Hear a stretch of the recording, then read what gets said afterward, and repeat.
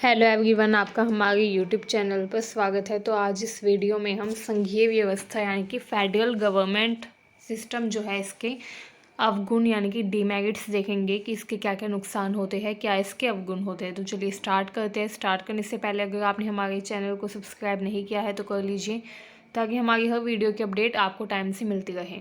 तो संघीय सरकार के जो अवगुण है उसमें सबसे पहला अवगुण है अकुशल शासन प्रणाली।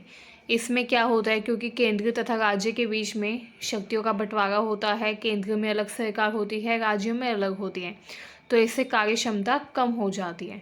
क्योंकि कई बार क्या होता है, जो राज्य सरकार है वो अपना काम अच्छे से नहीं करती, एंड कई बार होता है केंद्र सरकार अच्छे से काम नहीं करती, तो इसमें कई बार कार्य क्षमता कम हो जाती है। इसके अलावा क्योंकि दो स्तर पर सरकारें होती हैं तो कोई भी निर्णय लेने में भी काफ़ी समय लगता है। ठीक है, शासन संबंधी निर्णय लेना एक लंबी प्रक्रिया बन जाता है। ठीक है, दूसरा जो दोष है संघीय प्रणाली का वो है संघर्ष तथा विद्रोह की स्थिति उत्पन्न होना।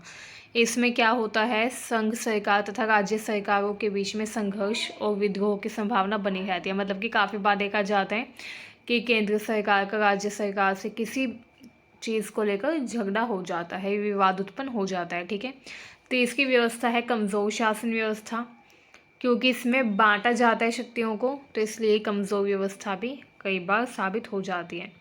विकेंद्रीकरण व शक्तियों के पृथक्करण के कारण एक मजबूत सरकार की स्थापना नहीं हो पाती, क्योंकि कुछ शक्तियाँ केंद्र के पास है, कुछ शक्तियाँ राज्य के पास है, तो शक्तियाँ बटी हुई है। लेकिन अगर शक्ति एक ही व्यक्ति के पास होगी तो ज़्यादा मजबूत सरकार होगी, लेकिन क्योंकि इसमें शक्तियों का बंटवारा होता है तो इसमें कमज़ोर शासन व्यवस्था भी देखने को मिल सकती है। ठीक है, अब फोर्थ जो पॉइंट है वो है राष्ट्र की एकता को खतरा। इसकी वजह से क्या होता है, राष्ट्रीय एकता यानी कि नेशनल यूनिटी पर भी संकट आ सकता है। ठीक है, कई बार क्या होता है, केंद्र सरकार जो है वो कुछ ऐसा कानून बना देती है जिससे राज्य सरकारों के बीच में परस्पर विवाद की संभावना बढ़ जाती है। ठीक है, तो इससे क्या होता है, देश के बंटवारे या देश में एकता का भी खतरा बढ़ जाता है।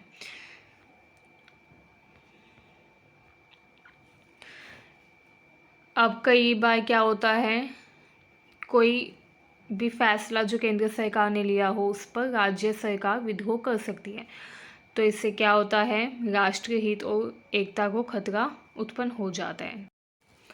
नेक्स्ट जो आपका पॉइंट होगा वो होगा आपातकाल में अनुचित। एमरजेंसी के टाइम पर यानी कि आपातकाल में ये जो व्यवस्था होती है ये उचित नहीं मानी जाती, क्योंकि इस व्यवस्था में तुरंत निर्णय लेना होता है आपातकाल की स्थिति में, लेकिन आपातकाल के टाइम पर अगर संघीय व्यवस्था है उस देश में तो निर्णय लेने में टाइम लगेगा। ठीक है, इसीलिए इस व्यवस्था को आपातकाल में अनुचित माना जाता है, क्योंकि जब आपातकाल यानी कि इमरजेंसी पीरियड होता है तो उस टाइम पर निर्णय तुरंत लेने की ज़रूरत होती है, लेकिन संघीय व्यवस्था में निर्णय लेने में टाइम लगता है, तो इसलिए ये जो व्यवस्था है इसको भी सही नहीं माना जाता आपातकाल के समय पर। अब नेक्स्ट एंड सबसे इम्पोर्टेंट जो पॉइंट है वो है राज्यों के अलग होने की आशंका। इसमें आशंका होती है कि जो राज्य है वो अलग हो सकता है केंद्र से, क्योंकि किसी भी बात पर अगर विवाद हो जाए, बहुत ज़्यादा विवाद बढ़ जाए राज्य व केंद्र सरकार के बीच में, तो ये चांसेस भी होते हैं कि जो राज्य सरकार है वो अलग होने की योजना बना सकती है या पड़ोसी देशों के साथ मिल सकती है, तो ये संभावना भी बढ़ जाती है। ठीक है, तो ये कुछ हानियाँ या नुकसान थे संघीय व्यवस्था के। अगर आपको ये वीडियो अच्छी लगी हो तो चैनल को सब्सक्राइब करिए, वीडियो को अपने दोस्तों के पास शेयर करिए। Thank you very much.